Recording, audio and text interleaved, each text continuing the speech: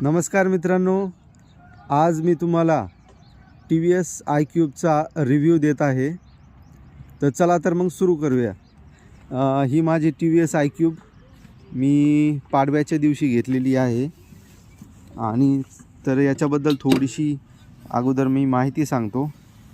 या ठिकाणी आपण की ऑन केल्यानंतर अशा पद्धतीने स्क्रीन ऑन होते. याच्यामध्ये तुमचं नावसुद्धा येतं. जेव्हा तुमचं रजिस्ट्रेशन होतं नाव येतं आणि याच्यामध्ये पहिल्यांदा डिस्प्लेमध्ये किती % चार्जिंग शिल्लक आहे आणि आपली गाडी किती किलोमीटर जाऊ शकते याबद्दल माहिती येते. त्यानंतर गाडी कशी चालू करायची.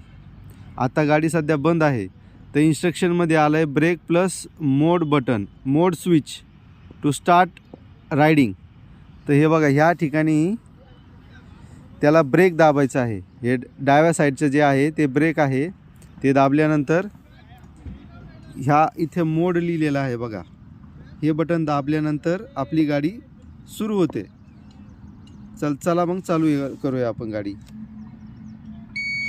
असा बीप आवाज आल्यानंतर हे बघा, आज 5 जानेवारी 2025 इथं डेटसुद्धा येते, टाईमसुद्धा येतो. सकाळच्या टायमिंग आहे आणि मी गाडी घेतल्यानंतर 1616 किलोमीटर या गाडी चालवलेली आहे. तर मित्रांनो, या गाडीबद्दल सांगायचं झालं तर माझा खूप छान असा अनुभव आहे. हे बघा, हे बंद झालं आहे कारण की इथे स्टँड लावलं आहे मी. स्टँड खाली घेतल्यानंतर गाडी बंद पडते.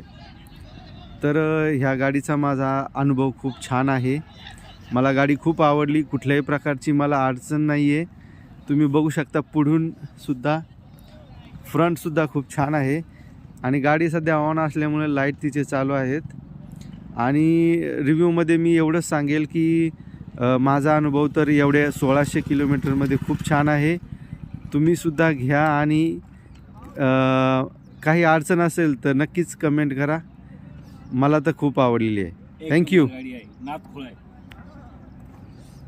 माझा मित्र प्रवीण तो सुद्धा रिव्ह्यू देतोय. त्याने सुद्धा त्याच्या त्यांच्याकडे सुद्धा ग्रे कलरची गाडी आहे मित्रांनो. खूप चांगली गाडी आहे. आपण नक्की गाडी घ्या कारण की आज पेट्रोलचे खूप भाव वाढलेले आहेत.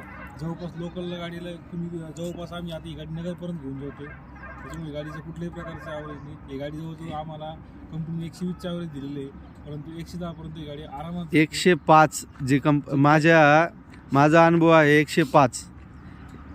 तर थँक्यू मित्रांनो.